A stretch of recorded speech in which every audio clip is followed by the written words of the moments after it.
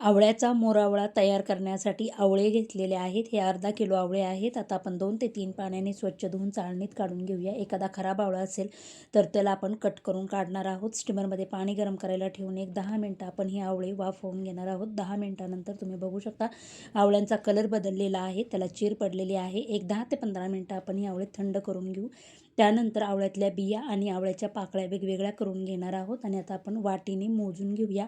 आवळ्याच्या पाकळ्या 2 वाटी भरलेल्या आहेत, तर आपण इथं 2 वाटी साखर टाकून घेणार आहोत.